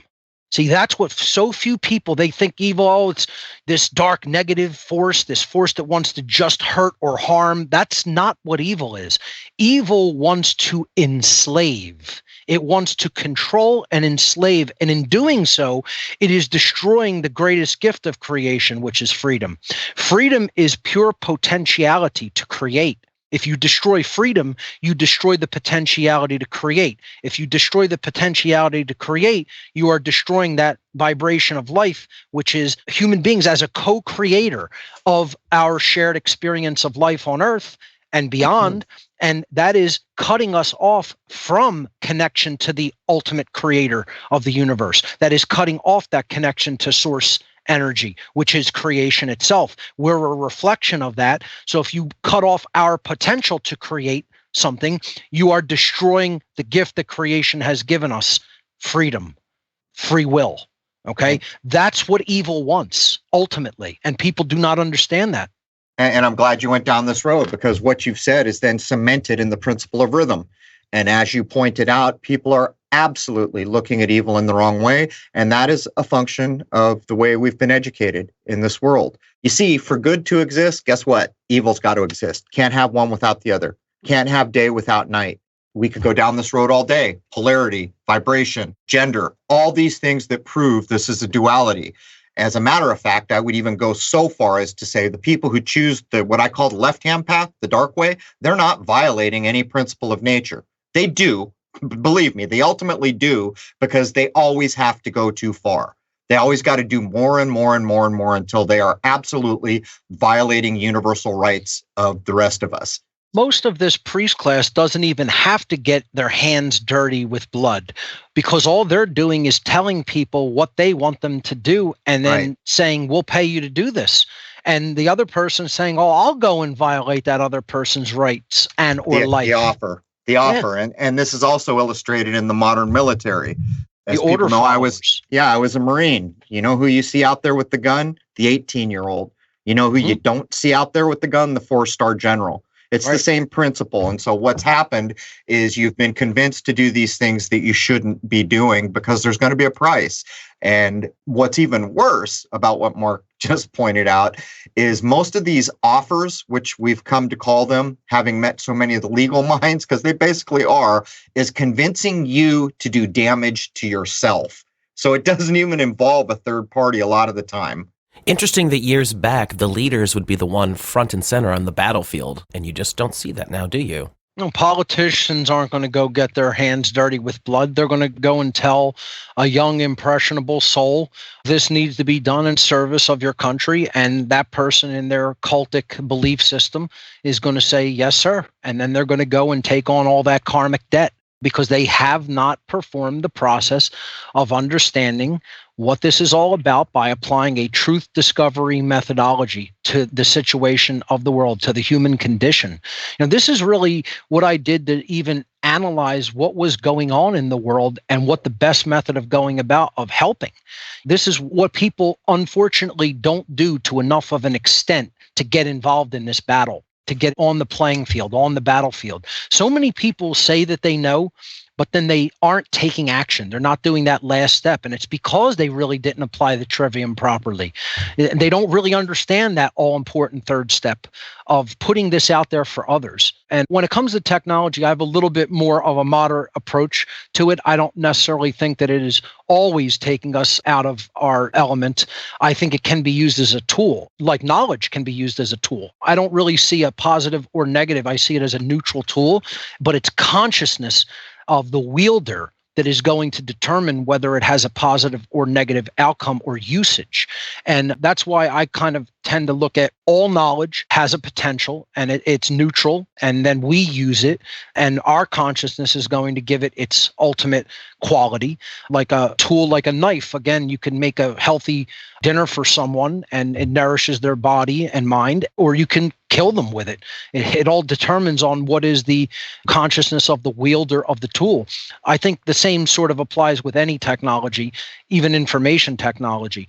So I think we can kind of have it almost all. I mean, of course, there are things that go too far, as you said, which strangles nature and doesn't allow room for nature to breathe and grow.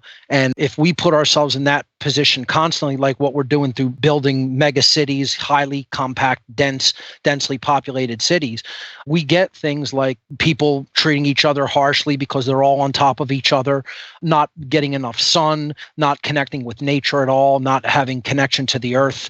Of course, we need those things. But I think we could even restructure places of high population density such that we could be growing a lot of food within cities instead of trucking it in from outside areas. We could be developing our homes differently such that we are more connected with nature and the earth. It's all just doing it a certain way. It's the method by which it has gone wrong. And then we're just following that method because we don't think anything different or better exists, but it does. This is part of hiding that knowledge from us about there it is, an alternative technology. Yeah. Are you familiar? I hope I get this right. I think it was Paracelsus, but it was so long I don't remember. But I'm reading this text from an old alchemist, and they're having a battle. And part of the claim, I think it's Paracelsus, of the medical know-how he gets is because he was helping the different mindset they had in battle. And I remember when I was reading it, I've never read an account of battle like this before. This is how it went. So, all right, we all know the rules. We're here because nothing can be decided. We're going to have this fight. Pretty soon, it's okay, everybody stop. This dude's hurt pretty bad. Just everybody chill. Let's get this dude where he can get some help because he's hurt pretty bad. And it goes on. And pretty soon it's, you know what? A lot of guys are getting hurt here. I think we've got to call off this battle today and make sure everybody's injured or taken care of. And by the way, are your guys okay? My guys look pretty good. I want to make sure this whole other sensible way of looking at human beings is being recounted that I had never seen in my life. I mean, are you kind of familiar with what I'm laying down here? It's pretty interesting. No, I haven't read that account, but it just sounds like a more civilized way of, if people can't come to a conclusion through dialogue and analysis, that would be a lot more sensible than the types of war that we have developed and weapons of war that we use today in modern combat. Right now, the technology that exists there is going to lead to, if we don't settle this out through philosophical means, it's going to lead to horrors. I mean, I don't know if anybody saw the aftermath of what just one round did to a human arm in that riot that was taking place in, I believe it was Wisconsin, Kenosha. People have no idea. They did watch you see movies. that? I don't know if you saw that, but one rifle round took off the large portion of a human bicep in the middle of the arm. I mean, a 6-inch chunk out of the arm. And that's just one relatively small rifle round. This is the whole point. I remember back when the fake terrorist attack in, I think it was Paris, and they show a guy jump over a supposed cop down and pop off 4 AK rounds. And what you're pointing out is anyone who served in the military should have instantly saw this and known the theater it was. But this goes back to what I was talking about, Paracelsus. It was also mentioned within the battle that the goal was just to incapacitate the other side, and killing a person, that was just plain uncivilized. In other words, if someone would have walked on the field under those kinds of mindsets with a grenade, they would have said, Lucifer's here, Satan's here, we're all going home, we will not, this is horrific. Who would ever do such a thing?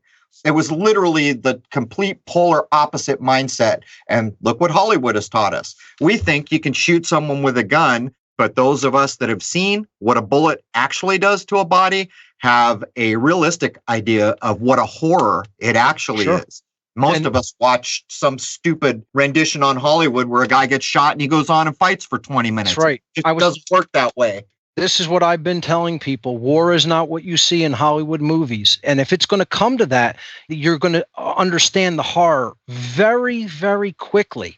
And that's why the work that I've been doing is I tell people that I have been trying to avert that horror. I've been trying to avert the rapid disintegration of our society toward war. We're heading toward civil war in America. We're heading toward, I think we're heading toward like a society that is going to be going even further into trauma and degradation if we don't turn this around, if we don't use these tool sets and turn around our understanding philosophically, because we have analyzed the data and come to understand what is right, what is true. Understanding natural law. This is something that so few people still realize is the causal factor of what is going on. They're looking at all the external machinations going on politically in the theater of politics, in the money system, in banking, etc. But they're not looking at morality. You hear so few people talking about the true objective difference between right and wrong behavior and how that will really turn behavior around if it's understood truly. So many people think that they understand the difference between right and wrong, but do not. They do not have the truth in hand regarding what right behavior is versus wrong behavior because they haven't applied the trivium tool set to it. So, maybe we could, before we run out of time, just quickly go over the other steps of the quadrivium, because this quantification tool set, it's used in what could be argued to be the most important step of the trivium, which, as we have said, is really removed from modern education systems, and the media is not giving us that. The government's not giving us that. It's to understand why things are the way they are. right? If we're going to change it, we have to understand how it got this way and what is the method for changing it. And the only way we're going to do that is if we process it correctly and weed out the logical inconsistencies to make it logically consistent. This is why people aren't taught to reason through the logical process or taught how to think. They're taught feeling comes above everything else. Right. And they think they're going to get to the truth with their emotions. The emotions are there as a compass for our behavior so that we can feel the result in our body regarding what we do to others in relationship to others. But you cannot come to the logical conclusion and accurate conclusion of what is the truth that is taking place in our society and what is the truth regarding rights and freedom, etc., just with emotions. You can use that as a little bit of a compass to say, I need to guide my behavior in this direction and keep looking because this is the right thing to do. But you're only going to be able to get at the truth of the matter regarding what are rights philosophically, what is natural law. Okay, you're going to get that through logical processing. And to do that, we need this filtration, correlation, and analysis step that the quadrivium makes available unto us. So we saw that the first step was arithmetic. That's pure abstraction, pure construct, pure number. Okay, it's allowing us to quantify. That's the first step of quantification. So everything comes down to an amount of something. Okay, we need an amount of consciousness to change. Okay, we can look at what that is through this tool set. Right? We can abstractify and constructify and quantify just about everything that is out there through the first step of the quadrivium. The second step, or you shouldn't even look at these as steps, they're sub-methods or they're sub-tools within a toolkit. Okay? So the second tool in the quadrivium is geometry. Okay? And this is concerned again with form, with shape, size, proportion, etc. Okay, so that's the science of geometry. That's the second thing that comes right after arithmetic, because if we're looking at pure number, then we have to look at form and understand what form does this take? What does it look like? Its shape, its size, its position, etc. This would be like almost like physics when combined. Okay, you're looking at the physical dynamics in nature. Okay, so this is part of the root of the physical sciences. The third step of the quadrivium is music, and this is about vibration. And you could call it just music, but really it's the study of energy. It's the study of vibratory energy. So you could put a higher level math here like thermodynamics, etc., to look at how whole systems work. Okay, so this is vibration, rhythm, dynamics. Okay, in the ancient and classical trivium, they referred to, you have arithmetic as the pure quantification, and then you have geometry as the arithmetic of space. So you're taking quantification and you're extruding that into the realm of space. That's geometry, okay, to create form. Then music or vibration is the arithmetic of time, because you're creating a vibration over time, okay? So that's arithmetic stretched out or extruded into the time space, okay? So you have arithmetic of space, arithmetic of time, and then the final step of the quadrivium was astronomy. And that is obviously dealing with the dynamics of the macrobe bodies of the heavens, such as stars, planets, galaxies, etc. And that would be the arithmetic of time and space. So you're extruding into higher level dimensions arithmetic. Okay, you're taking the pure abstraction of arithmetic or just of number, and then you're extruding them into space, time, and both space and time. Again, astronomy has been called the music of the spheres, the music of the heavenly bodies, etc. You could look at lower level dynamics with arithmetic, geometry, and music, and then higher level dynamics of creation with astronomy. So those are the four basic steps of the trivium, just to give people a very rudimentary outline of what they are, and then you can go and deeply explore each one. But those are the four tools within the tool set of the quadrivium, just to get that out there before we ran out of time.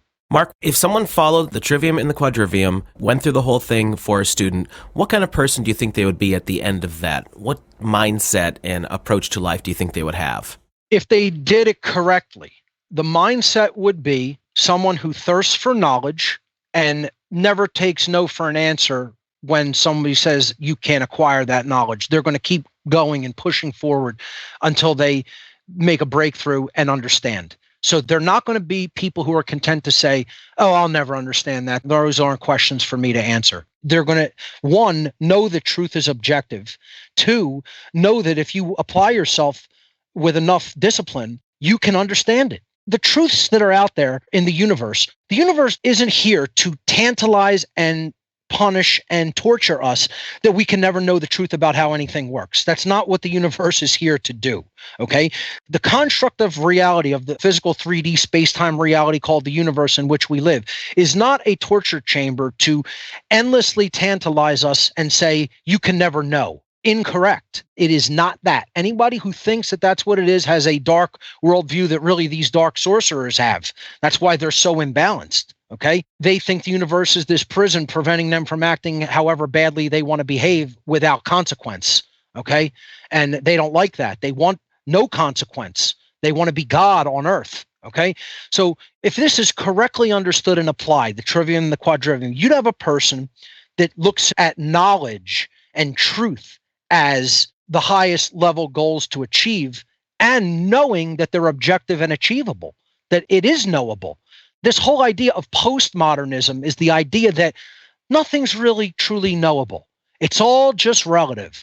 And who knows what we can even come to know or not know, and does it even matter? What matters is how we feel. That's the whole postmodern belief system that has come to dominate our world. We are a society of relativists. We're truth relativists, and then we're moral relativists because, hey, if all the truth is relative, so must morality be. And so we think, oh, morals are just there. It's up to the individual to decide. Everybody has a different set of morals and principles, and there's no objective truth regarding that. No, everybody has a different perception of it. That doesn't mean they're correct. That doesn't mean they have the tools of truth discovery in hand, nor does it mean that they've discovered the truth regarding objective morality. But it exists and it can come to be known. So people with these tool sets in hand would realize truth is objective. Morality is objective. The way nature works is objective. We can study these dynamics and come to know how they operate and what the truth regarding them, the objective truth regarding them is. You know, it's a cop-out to say we can never know. That's solipsism. You know, it's just a cop-out. There's something to be said to add on to what you just said. First of all, the emotional idea that gets pushed around as important is really just self-centrism. It cuts you off from we're all connected. But you didn't use my proper pronouns. The foundation at which you depart from to know a thing is so vastly changed. I think it's in the quadrivium, where the claim is Pythagoras is this great teacher, and he says, don't even come to me to be taught unless you've got geometry and music under your belt. Who in the modern era would think geometry and music is the starting point to go know some important things in the world? No one. No one thinks that way anymore. And yet in this text, whether it's true or not, putting forth that you can't even start to learn from this supposed great mathematical mind and philosophical mind unless you've got geometry and music under your belt. And what's even more is everything Mark has laid down, it intermeshes. One builds on the other, and the other is required to get to the one you're currently on. Even think of music. When you get into the quadrivium and they start showing you how an octave is made, it doubles, right? A low octave, you go up an octave, it's double the first thing. And they show you that with a string. And they began to realize, well, that's directly correlatable to any of the mathematics or the geometry in the first place. So as where they start you works you up to where you're going. But I mean, don't you think that's a pretty critical idea, is the foundation that you jump from? How many people in the modern age would consider geometry and music the important launching point? No one would think that. Just look at the modern mathematic teaching of geometry. It's all about form and proofs. It's about correlation of form and then proving things. That's the main thing that you do in geometry, is proving that something is the way that it is and why it's that way. I excelled in geometry in high school when I studied it and just loved it as a logical exercise. I had a pretty mathematically oriented mind. I eventually went on to study engineering at an Ivy League university, University of Pennsylvania here in Philadelphia. And geometry was always something that I found as a great centering logical exercise. And it was about proving that things are the way that they are, but logically understanding why through a proof. Okay. And if people did processes like that and undertook the study of these tool sets like that, I think they would have a much different perspective and worldview on the whole human condition and how it has come to be the way that it is and why things are the way that they are. See, most people just think the world is a way that they would prefer it to be. And that's solipsism. That's this idea that, it's all about my perception and opinion and feelings, instead of saying it's objective. And I have to align my perception to the objective reality and look at the correlations and filtrate the data to come to an accurate conclusion or a proof of that it is that way and why it is that way. And too few people are doing that because they haven't been given this tool set in hand by the school system. It's been removed from that, and they are taught what to think instead of this tool set, which teaches you how to think. And the main thing that it's leading to, if I had to say, to go back to Jason's question about what a person who took this tool set entirely in hand would really look like, they would be taking action. See, the reason that people don't, I can tell who or who doesn't have the trivium in hand truly, okay?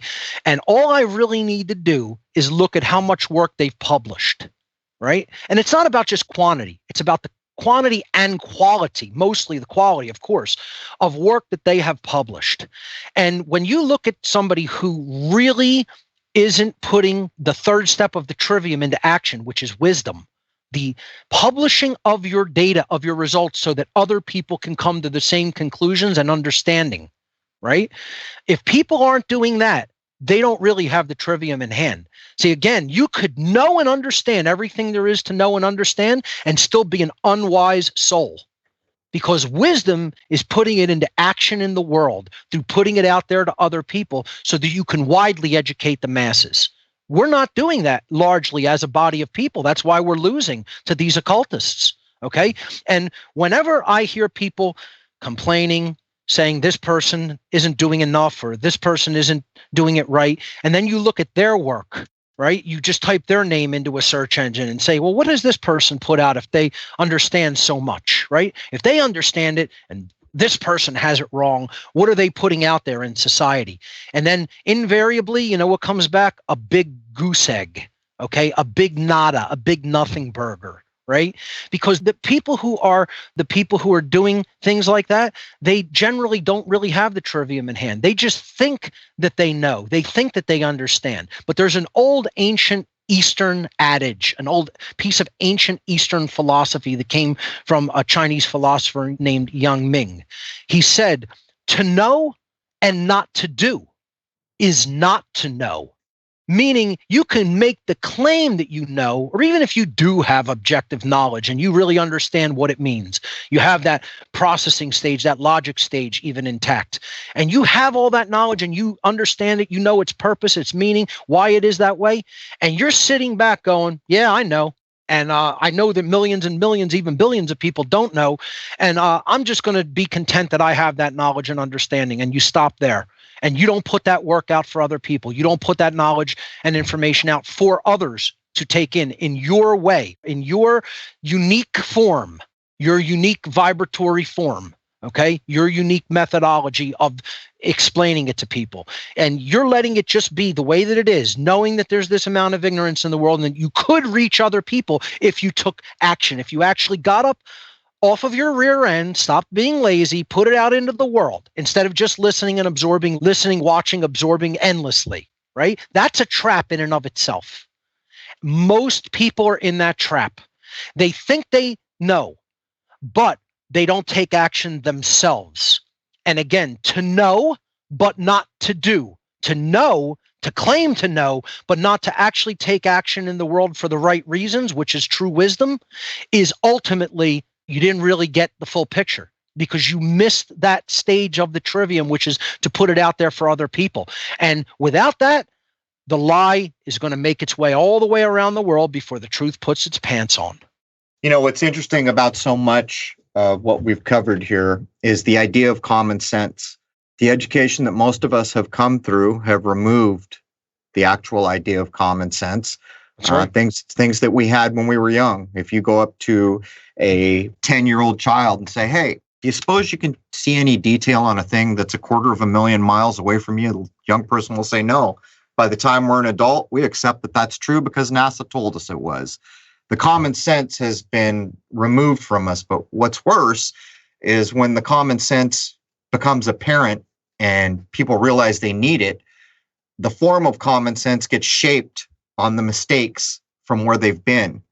And these are all things that the trivium and quadrivium make impossible. And the reason is because, like all things that matter and last in this world, their foundation is provably sound. In this case, the foundation is the one place I know I can go and never be lied to. It's called nature. It's called this creation. Every single piece of it can be tested back against this dualistic reality we all exist in to prove, in fact, that it has existence that we can prove. Just to expand on and wrap up on that idea, think about the whole concept of common sense. Common sense is what we should all know together. And the ultimate thing that we should all know together is what right behavior and wrong behavior is. We should all have the common sense of knowing the difference between right and wrong behavior, which is what natural law is all about. And that is based in nature. It is not subjective or based on opinion or interpretation. It is based in nature because behavior is a natural thing that we do, that we perform in the physical 3D world. So either it's right or wrong. Either it's based on behavior that does not, actions that do not initiate harm to other sentient beings, which is what rights are, or it's based on wrongdoings, actions which do initiate harm to other sentient beings. We're not taught that basic common sense. And just to go back and correlate it to the definitions of words in the ancient languages through their etymological roots. Con in Latin, C-O-N, means together or with. And then sciere, science, comes from the Latin sciere, meaning to know or to understand. So common sense literally is conscience. Conscience is the ultimate form of common sense. It's the knowledge to know together, science, to know together the objective, definitive difference between right behavior and wrong behavior. And that's why the world is the way that it is. We don't have common sense knowledge or conscience regarding right or wrong. Conscience is not behavior. The exercise of conscience is behavior. Conscience is knowledge. It's the first step of the trivium. Gathering the knowledge of what behaviors are right because they don't cause harm to other sentient beings, and what behaviors are wrong because they do initiate harm to other sentient beings. We don't, as a species, have that knowledge in hand. And the reason we don't have that knowledge in hand is because we don't have the trivium in hand as a species, because it was removed. Are you telling me Walt Disney lied to me? Are you telling me my conscience is not a little green bug that follows me around with an umbrella? I'd say it goes even beyond just Hollywood and Walt Disney. The people who really gave us the wrong information regarding right and wrong were our own parents in most cases. Not all cases, but in the vast majority of them. Our parents, our teachers, our clergy, etc. All the people that we learned about how to behave from. Because if they did give us the right information, we wouldn't have people today doing the things that they're doing to others regarding their freedom and their rights. They would be respecting other people's rights, freedom, and lives, and not stepping all over their freedom and conducting evil by destroying freedom. It wouldn't be happening in the vast quantities it's happening in today. That is the most basic principle. So as we wrap up here, let's point this out. How is it that we've come to a place where a human being can look at another human being and be perfectly okay with what's being done, even if they are themselves are doing it to that human being, knowing full well if it was done to them, they wouldn't want any part of it? That's a departure from common sense. That's right. A departure from logic. If it can be done to another, it can be done to you. And we've forgotten these truths. Breaking the golden rule. It's breaking the golden rule. I like to say the golden rule in the apophatic sense, the negative sense. Don't do to others what you do not wish done unto yourself. Take it in that sense, and it becomes less ambiguous, actually. Yeah, there it is. And, that word even was recently used in some Hollywood flick, the big Apophis monster that's constantly trying to eat the creation, pointing out the fact that the duality exists. Gods of Egypt, right? Fantastic. Yeah, they're showing all these elements in these kind of I guess I won't judge it, but these movies, these entertainment things, but there's all these important ideas, and Apophis was one of them. And all people can see is, oh my God, I just saw the all-seeing eye. I better go jump out a window. Missing the point wholly because of a life based in fear. But Jason, we're there. Do you want to add anything in before I wrap up? I think we're a little over. Yep, we are there. Mark, let's give out all the places that people can find you and your fantastic work. Sure. My main website is whatonearthishappening.com. I recommend, as always, people, when visiting that site, you want to listen to all of the podcasts. Listen and watch all of the podcasts in order. You can go to the podcast tab to do that. Start with number 1, work your way forward in order at your own pace, and that's where the bulk of the information on that site will come to you. I also have tons of videos up there, a live show. I'm on hiatus and playing replays of the live show right now. But my main website, again, where you can get all of that information and follow my work, is whatonearthishappening.com. All right. Well, I got to say, a man with your grasp of Latin and a vocabulary like that, it's great to speak with you. You can illustrate so widely, so many big ideas. And when you deliver, it makes it a little easier to bite through. But these are big ideas that we've laid down, but they're not unobtainable ideas. These are 2 books. It's all they are. A lot of it may seem antithetical to what the parents learned when they were in grade school, when they were in junior high. But the point is if you want to reach for your adult human mind, these are the tools that used to get everyone there. Anyone who was going to be anyone was exposed to these methods, these tools, this toolkit at a very early age. And what that did is it shaped a view of the world that we are bereft of, for the most part. But I'll tell you something about this world. Nature doesn't lie and nature doesn't forget. And these things are not lost. And what's going on in the world right now is a royal pain in the butt. And I hope that I don't have to spend the rest of my life dealing with this nonsense. But I'll guarantee you that the principles we have talked about, to include polarity, rhythm, vibration, guarantee that these jokers with their dark little agenda are going to go down in flames, and they are going to pay one hell of a price for having done what they've done. So in the long run, this is not going to last. It's unsustainable. In the short run, if we don't start sticking up for what we know to be correct and right and educating ourselves in a way that matters, because the system will no longer educate you, we're going to be in dire straits, maybe for a year, maybe for 50. Is there anyone listening to this that wants to put up with face diapers until they die? I'm just asking. Because if you don't, then it is on you to stick up for what is provably correct. And what is provably correct should always be foundationally provable by nature or this creation. Anyhow, Mark, thank you so much for coming on. It was a pleasure to have you. And Jason, anything else you want to add before I wrap up? Well, I'm sure there's a lot we didn't even get to that Mark could certainly touch on. I've actually seen several of his live presentations, and he's always been amazing. And thanks so much for being here, Mark. Maybe we could do this again. Jason Crrow, thank you so much for having me. It was a pleasure. All right, there it is. That's the second hour for episode 250. It was a long time coming to get Mark on. We've done it now. Hope you guys enjoy this. But all you parents out there that have had it up to your eyeballs with the fallen system we call education, here it is, man. Pick up the books. You can do this. And by the way, another thing about the trivium and quadrivium, they're kind of designed to show you where the interests of the pupil, notice the word I used there, where's a pupil in the human body? When the pupil will show where their interest lies. And in the old days, that was a tell. Oh, this young person could probably be an artist or a musician or a mathematician.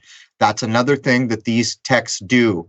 They help zero in on where the actual interest of that particular being lie. And that's a critical thing because our education doesn't give a damn about any of it. But there it is, the second hour of episode 250. I'd like to wish you all a happy, healthy, and higher-minded year ahead. There it is, man. Cheers.